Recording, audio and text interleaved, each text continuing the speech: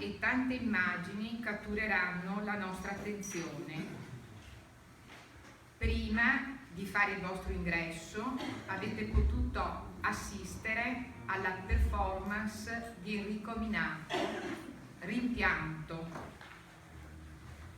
e vorrei iniziare questa azione corale proprio in una sorta di ricorsività, citando l'incipit di quella che abbiamo chiamato Carta di Venezia per il clima, il respiro della terra. La terra è una grande madre. Se seminiamo bene, se la curiamo, ci dà tutto quello che ci serve nella vita, dai colori ai sapori e profumi, tutto quello che ci permette di vivere, non di sopravvivere. E quindi da Venezia e dal Veneto prende corpo oggi l'impegno ad unirsi per entrare in sintonia con il respiro della terra, verso l'ormai ineludibile conversione ecologica degli apparati produttivi e dei modelli di consumo che hanno alterato l'equilibrio del pianeta, mettendo in grave pericolo i processi vitali in essere da milioni di anni. E poi l'ascolteremo nella sua interezza, la Carta di Venezia per il clima e il respiro della terra, e la potremo sottoscrivere. Ho definito questo incontro un'azione corale perché ha veramente visto l'apporto di molte persone. Oggi ne vedrete alcune, ma tante altre non le vedrete, come spesso accade, perché non sempre visibilità corrisponde a grande impegno e lavoro.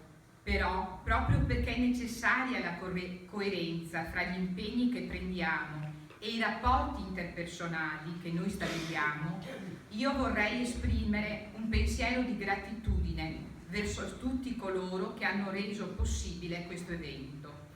In effetti non credo sia possibile parlare di rispetto dell'ambiente senza che questo implichi una nuova modalità di rapporti fra le persone.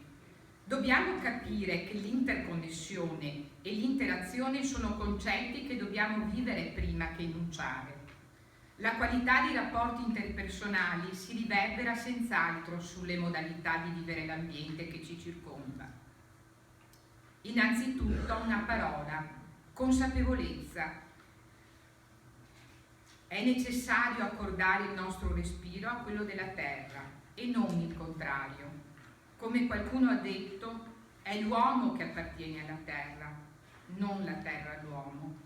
Qui porteremo tanti sguardi, ma a me preme sottolineare lo sguardo delle donne, lo sguardo delle educatrici e degli educatori, che si prendono in carico la reciprocità dell'atto dell'educare. In effetti i comportamenti non si modificano solo perché a livello cognitivo noi abbiamo preso più nozioni. Ci vuole qualcosa di più, che agisca nel profondo e modifichi il nostro agire. La paura di una catastrofe annunciata non sempre potrebbe generare desideri di cambiamento degli stili di vita, anzi a volte potrebbe indurre ad atteggiamenti di chiusura in un indifferente arroccamento su posizioni di fatalistica indifferenza. I nativi americani Sioux Oglala dicevano: sali sull'alto del monte e piangendo insegui una visione. Ecco, a me pare che la nostra preoccupazione, il giusto dolore per quanto violentemente viene agito ai danni della terra, si possa tradurre nel desiderio di questa grande visione. In questo progetto che è necessario si sostanzi però anche di piccoli gesti che costantemente noi possiamo compiere. Il luogo che ci ospita è simbolicamente di grande rilevanza. È una scuola, un luogo in cui generazioni diverse si incontrano quotidianamente per condividere un progetto dalla forte intenzionalità. Avere a cuore il mondo dell'educazione e avere a cuore il futuro di un paese. Le scuole possono diventare grandi fucine di rinnovato pensiero. In effetti, il sapere che qui si impartisce si deve coniugare necessariamente con un progetto di vita, attento a quello che si può chiamare lo sviluppo sostenibile. Ragionare in termini di equilibrio, di rispetto, di ascolto è ragionare in termini educativi. Qualcuno ha detto che educare è difficile, proprio perché molto probabilmente non si insegna quello che si sa, ma si insegna quello che si è.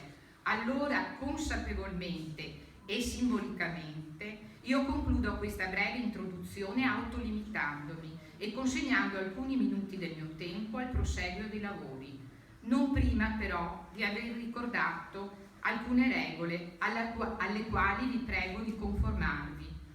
Non abbiamo previsto pause in quanto ci è sembrato che il ritmo della giornata non dovesse subire interruzioni, ma questo non vuol dire che individualmente non si possa, in modo silenzioso, uscire e rientrare.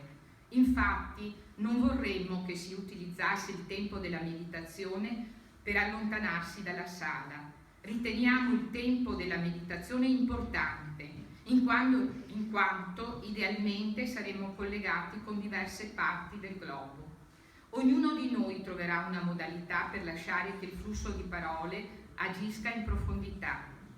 Vi lascio con grande piacere, quindi, alla relazione di Lilia Soprani dal titolo Albero e vi auguro una buona giornata.